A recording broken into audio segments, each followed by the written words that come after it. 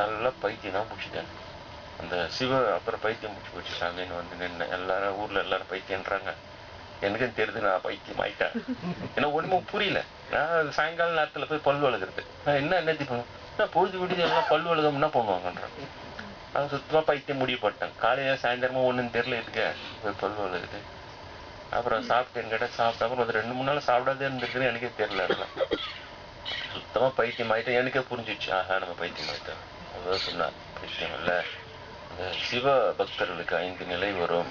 அதில் பித்தன், பைசாசகன், பாலகன், லீலாசுகன் இப்படிலாம் நிலை. உங்களுக்கு பித்தன்ற நிலை வந்திருக்குது, வேறு ஒன்றும் இல்லை. அதனால என்னை மட்டுமே பாருன்னு சொன்னார். குரு சொல் வாக்கியத்தை மட்டுமே பார்த்து கடத்தார் 4 நாள். யாரையுமே பார்க்கல. அவர் சொன்னார், வகுப்பிற்கு கூட சரி, வகுப்புல கூட சரி, வகுப்பிற்கு வந்தால் நீ நான் கடவுள், இந்த 3 தான் நம்மளுக்குள்ள சப்ஜெக்ட். நீ சீடர், இறைவனை தேடுகிறவன். நான் குரு, இறைவனை தெரிந்தவன். நம்ம 2 பேரும் நடுவில் சப்ஜெக்ட் கடவுள். இந்த 3 தான். இந்த 3ஆவதை தாண்டி 4ஆவதாக அவன் இவன்னு சொன்னா நீ டிஸ்குவாலிஃபைடு. அது ஒரு பயம் கலப்பிட்டார் குரு. இதெல்லாம் எப்படா தேர போறேன், தேரலன்னா ஞானம் வராது இல்லையா? அதனால அப்படியே யார்கிட்டயும் பேச மாட்டேன், யார்கிட்ட பயப்படுவேன், யாருன்னா என்ன திக்குவாங்க, பிடிச்சி கூட தள்ளுவாங்க. அதெல்லாம் போனா ஒன்னு கம்ப்ளைண்ட் மனசுக்குள்ள கூட கம்ப்ளைண்ட் பண்ணது கிடையாது குருநாதர் கிட்ட. இப்படி தள்ளுறாங்களே, என்னை கிள்றாங்களே, என்னை புஷ்டாங்களே, போனது கிடையாது. ஒரே நோக்கம், குரு இருக்கும்போதே அவர் சொல்றதை கேட்டு நம்ம ஞானத்துக்கு கடத்தரணும். இதெல்லாம் பண்ணா அதை பத்தி அப்புறம் பார்த்துக்கலாம், இதெல்லாம் என்ன உலகம் தான் மாயேன்றாங்களே. இன்னைக்கு தள்ளுவான், நாளைக்கு கட்டி பிடிச்சிப்பான், திரும்ப நாளை ஒரு குத்து விடுவா இல்லையா? எல்லாமே அது நடந்துனுக்குது. இதெல்லாம் டைம் வேஸ்ட் பண்ணக்கூடாது சொல்லிட்டு திரும்ப போய் விசுவான்னு கிடக்கிறது. குளிக்க மறந்துட்டு போயிட்டு அழுக்கு மூட்டையோட கூட காலையும் முடியாந்துருக்கிறோம். பஸ்ல இருக்கிறவங்க எல்லாம் மூக்க முக்கியம் சொன்ன அவர் சாமி தான் சொல்லுவாரு, நான் பெரிய பிரம்ம ஞானின்னு ஊர்ல இருக்கிறவங்க லாத்தம் கலப்ப கூடாதுறாரு. தெரியல, மறந்து போச்சு. குளிக்க நல்லா பைத்தியம் தான் பிடிச்சிட்டேன். அந்த சிவ அப்புறம் பைத்தியம் பிடிச்சி போச்சு. சாமின்னு வந்து நின்று எல்லாரும் ஊர்ல எல்லாரும் பைத்தியன்றாங்க.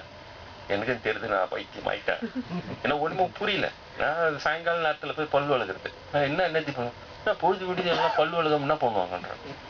நான் சுத்தமா பைத்தியம் முடிவு பண்ணிட்டேன். காலையில சாயந்தரமும் ஒன்றும் தெரியல இருக்க போய் பல் வளர்க்குது.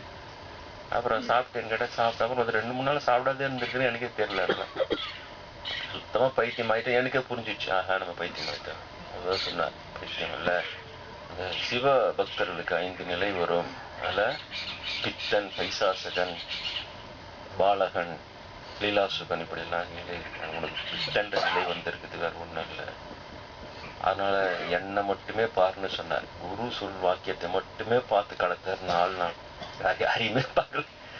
அவர் சொன்னார், வகுப்பிற்கு கூட சரி, வகுப்புல கூட சரி, வகுப்பிற்கு வந்தால் நீ நான் கடவுள், இந்த 3 தான் நம்மளுக்குள்ள சப்ஜெக்ட்.